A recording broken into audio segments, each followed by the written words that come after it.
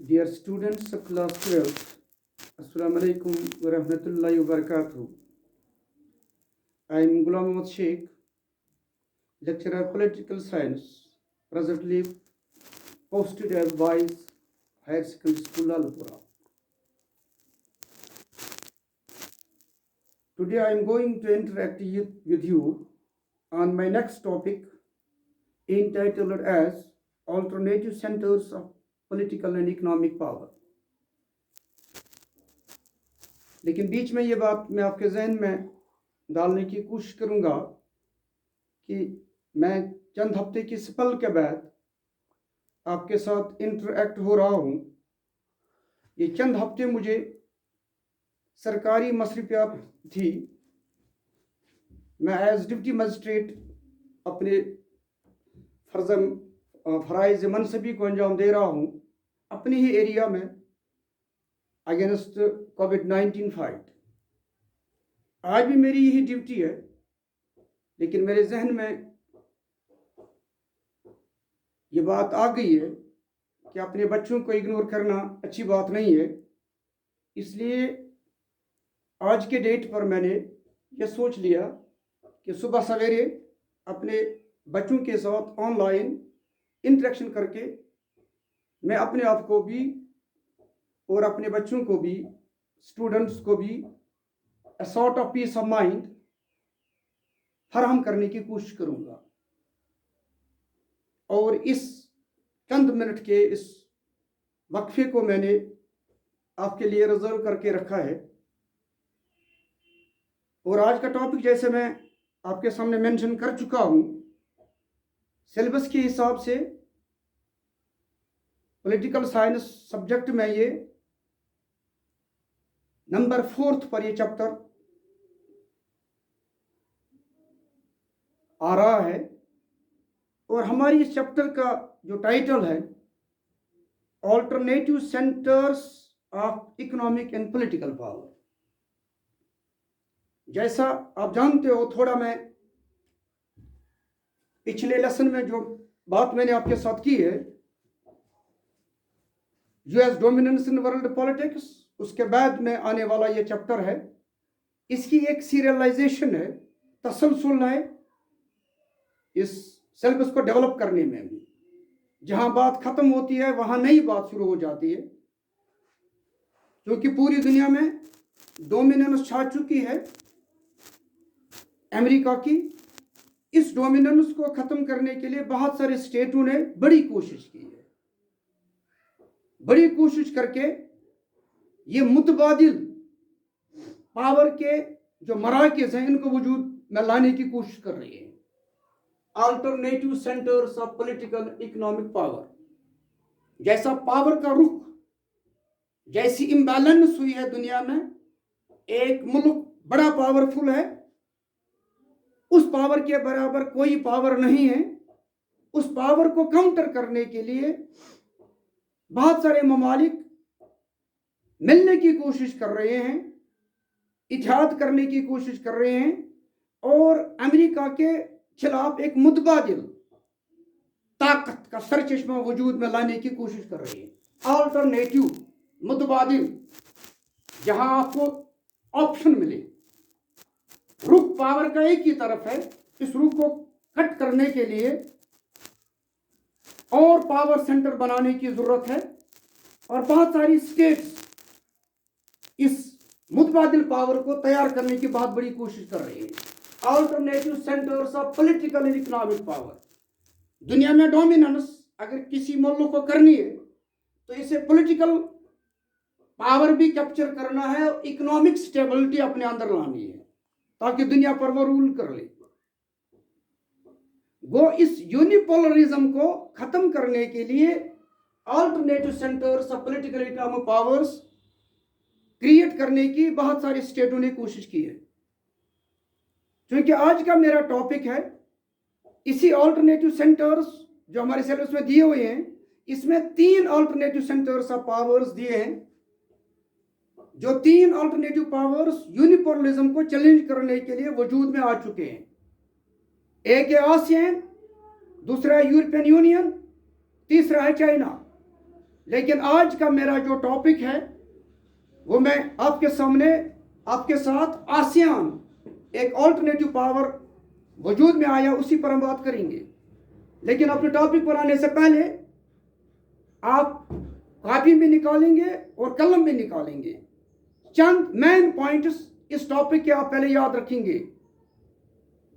कैसी कोशिशें की जा रही हैं, कौन कौन सी कोशिशें की गई हैं दुनिया में यूनिपोलरिज्म को चैलेंज करने के लिए, ऑल्टरनेटिव सेंटर्स पावर को क्रिएट करने के लिए।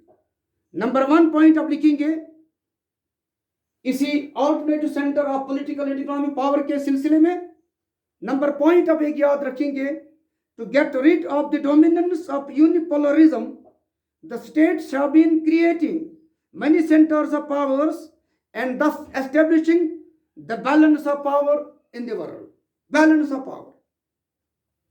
Number 2, European integration after 1945 was aided by the Cold War. ये दूसरा पॉइंट है जो आप अपने टॉपिक पर आने से पहले इन पॉइंटों को आप अपने जहन में रखेंगे। Number 3 point, the organisation for European economic cooperation was established in 1948. ये डेवलपमेंट्स हैं जो ऑल्टरनेटिव सेंटर्स ऑफ पावर को क्रिएट करने से पहले की जाती है। Number next point, in 1949 the council of Europe was established. Number next, on 25th March 1957 6 West European countries, France, West Germany, Italy, Belgium, Netherlands and Luxembourg signed the Treaty of Paris, establishing the European Economic Community (EEC) and European Atomic Energy Community. Number next, in 1979 June, first direct elections of the European Parliament was held. In 1990 October, unification of Germany took place. ये सब development जो हो रही हैं यूनिपोलरिज्म को challenge करने के लिए हो रही है, ताकि दुनिया में यूनिपोलरिज्म को खत्म करने के लिए मुतबादिल मराकिज ताकत के वजूद में आ जाए। Number next, in 1992 February, Treaty of Maastricht was signed, establishing the European Union. In 1978, China adopted open door policy in economy. In 1967, ASEAN was established by 5 countries. ये डेवलपमेंट्स हो रही हैं इन alternative centres of political economic power को create करने के लिए। बात ये थी सिर्फ यूएसए डोमिनेंस को खत्म करने के लिए। दुनिया में एक जमाना, एक इरा गुजर चुका था बाइपोलरिटी का, जिसमें कोल्ड वॉर भी होता था, और कोल्ड वॉर को चैलेंज करने के लिए, कोल्ड वॉर को खत्म करने के लिए, ये कोल्ड वॉर कैसे खत्म होता है, इसके लिए भी बाइपोलरिटी का खात्मा होता है। और इस तरह से एक सुपर पावर यूएसएसआर के नाम से डिसइंटीग्रेट होता है 1991 में, जो एंड करता है बाइपोलरिटी को भी, जो एंड करता है कोल्ड वॉर को भी। और इस 1991 से ही दुनिया में यूनिपोलरिज्म का एक इरा शुरू हो जाता है अमेरिका डोमिनेंस के तहत।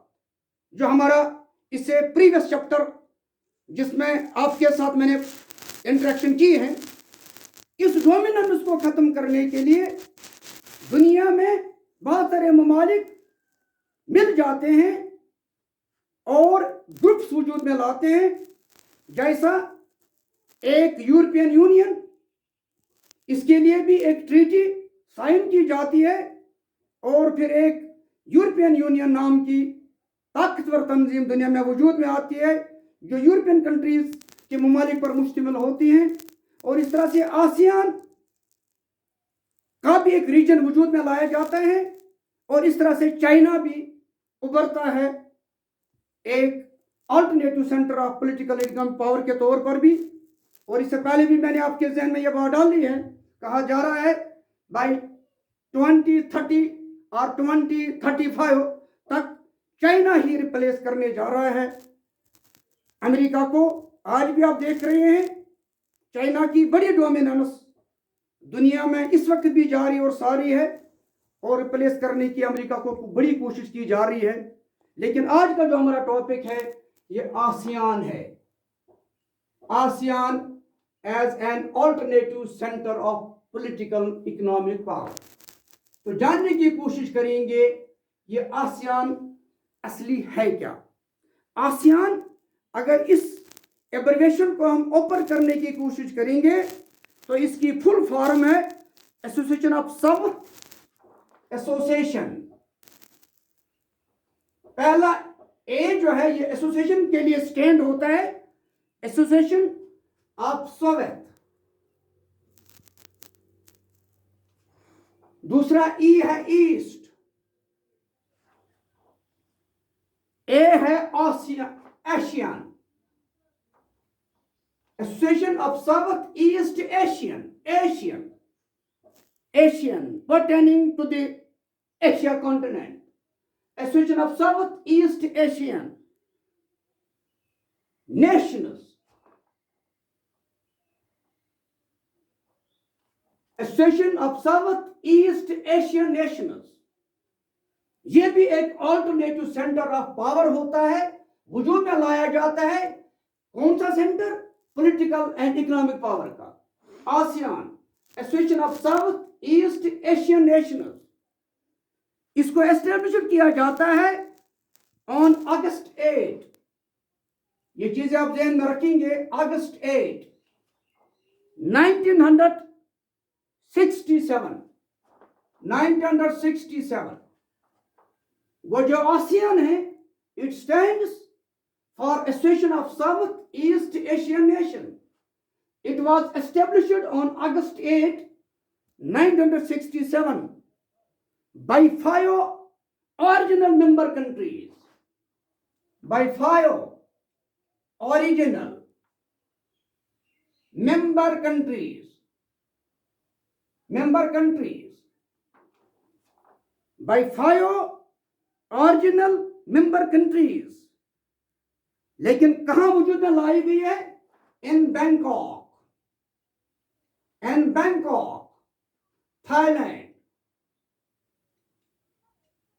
थाईलैंड का मशहूर शहर बैंकॉक है, परहैप्स से इसका कैपिटल सिटी भी मानी जाती है। यहीं पे इस एसोसिएशन को वजूद में लाया जाता है अगस्त 8 को 1967 को, और इसको वजूद में लाने में 5 ममालिक बड़ा किरदार अदा करते हैं। कहां वजूद में लाया जाता है?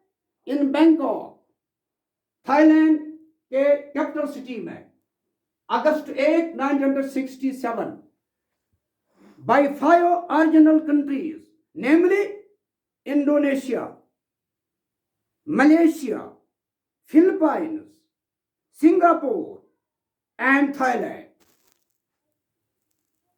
इसके बाद इसमें और बहुत सारे ममालिक मिल जाते हैं, तारीख लेते हैं मिलने की। Brunei Darussalam joined the association on January 8, 1984. July 28, 1995, Vietnam becomes its 7th country. Laos and Myanmar were admitted into ASEAN on July 20, 1997। इस तरह से दुनिया में यूनिपोलरिज्म को चैलेंज करने के लिए आसियान नाम की ये तंजीम वजूद में लाई जाती है बैंकॉक में, और इसे कहा जाता है बैंकॉक डिक्लेरेशन। इस तरह से It was established by the declaration called Bangkok Declaration, which was signed on August 8, 1967. लेकिन इसके भी बहुत सारे पिलर्स हैं जिन पर ये बड़ी तंजीम दुनिया में alternative centre of power create करने के लिए, पेश करने के लिए अपने फराइज अंजाम दे रही है. It consists of 3 important pillars. This ASEAN, Association of Southeast Asian Nations, it consists of 3 important pillars. First pillar है इसका ASEAN Security Community. ASEAN Security Community is its first important pillar. Second, ASEAN Economic Community is its second important pillar.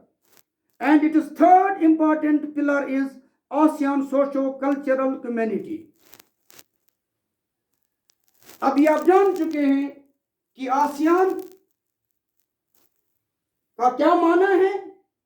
ये alternative of centre of power है. लेकिन इसके बाद हम इसके जब भी कोई तंजीम वजूद में लाई जाती है, लेकिन वजूद में लाने से पहले इसके बहुत सारे मकासद होते हैं, जिन मकासद को फुलफिल करने के लिए किसी भी तंजीम को, किसी भी चीज को वजूद में लाया जाता है. तो ये वजूद में लाने, ये ASEAN as alternative centre of political economic power, इसके भी वजूद में लाने के बहुत सारे अहम ऑब्जेक्टिव्स थे जिनको आप याद रखने की कोशिश करेंगे. नंबर 1, इसका मेन ऑब्जेक्टिव क्या था? नंबर 1 आप याद रखेंगे, to accelerate economic growth of the ASEAN countries. जब भी मुल्क में, जब भी दुनिया में डोमिनेंस करनी हो, जब भी दुनिया में आगे जाना हो, तो इकोनॉमिक डेवलपमेंट के बगैर आज़ादी भी नामुमकिन होती है. अगर हम अपने मुल्क की बात करेंगे, जब तक इकोनॉमिकली तौर पर हम पीछे थे, तब तक हम फॉरेनर्स के गुलाम रहे. जब भी हमें थोड़ी पॉलिटिकल अवेयरनेस, इकोनॉमिक स्टेबिलिटी आ गई, तो हमने बाहर के लोगों को निकाल बाहर करने की बड़ी कोशिश की. बिलाखिर हमें आज़ादी मिल गई. और इस आज़ादी की रखवाली के लिए इकोनॉमिक स्टेबिलिटी बहुत अहम पिलर माना जाता है. तो आसियान जो वजूद में लाई जाती है, ये ASEAN as alternative centre of political economic power, इसका पहला जो ऑब्जेक्टिव था, to accelerate economic growth of the ASEAN countries. इसके जितने भी मेंबर कंट्रीज हैं, इनकी इक्तिसादी ग्रोथ को बढ़ाना है. तब जाके ये यूनिपोलरिज्म को चैलेंज करने वाला एक अजीम सेंटर बनता. पहला objective. Number 2, development of culture and social progress. Development of culture and social progress, हर लिहाज से पावर जो डोमिनेंट बनता है, इसकी मल्टी डायमेंशनल इसके पास पावर होना चाहिए. तो नेक्स्ट जो इसका ऑब्जेक्टिव था, development of culture and social progress. Number 3, objective of the ASEAN was to create a common market and protection face for ASEAN countries. Common market करना, जहां ये इकोनॉमिक ट्रांजैक्शन करें, जहां ये इकोनॉमिक इंटरडिपेंडेंस को यकीनी बनाएं. Number next, to safeguard the economic interests of the member states. Economic interests of the member states. Number next, to promote regional peace and stability. इस आसियान बेल्ट में अमन को कायम करना है और इस्तिकाम को कायम करना है, ताकि ये फिर दुनिया के लिए एक ऑल्टरनेटिव सेंटर बने जो दुनिया को लीड करने की सलाहियत रखता हो. Number next, to promote mutual cooperation and assistance in providing training and research facilities to their people. इस आसियान बेल्ट में रहने वाले लोगों को क्या करना है? म्यूचुअल कोऑपरेशन फराहम करनी है, ये मदद फराहम करना है ट्रेनिंग और रिसर्च में, यानी मैन पावर को डेवलप करने में। सबसे बड़ा मुल्क अजीम वही बनता है जिसका मैन पावर सबसे अजीम हो, जिसके लोग टैलेंटेड हो, जिसमें रिसर्च और इस ट्रेनिंग का सबसे बड़ा मार्केट फराहम हो।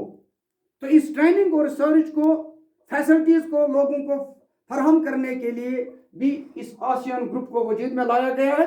इस तरह से ये दुनिया में alternative centre of political economic power के तौर पर वजूद में आ गया, और ये इस वक्त भी यूनिपोलिज्म को चैलेंज करने की बड़ी कोशिश कर रहा है। साथ ही साथ इसके साथ यूरोपियन यूनियन भी एक ऑल्टरनेटिव के तौर पर यूनिपोलिज्म को चैलेंज करने के लिए काम कर रहा है, और चाइना भी इस alternative centre of political economic power में आगे जा रहा है। कहा जा रहा है कि बहुत जल्द ये जो यूएसए डोमिनेंस है इसको रिप्लेस किया जाए, और इसको रिप्लेस करने में ये तीनों सेंटर्स बड़ा रोल अदा कर रहे हैं। ये चंद बातें थी अपने चैप्टर के बारे में, और आज हमने इसका एक हिस्सा आपके सामने मैंने रखा, आसियान पर बात की है।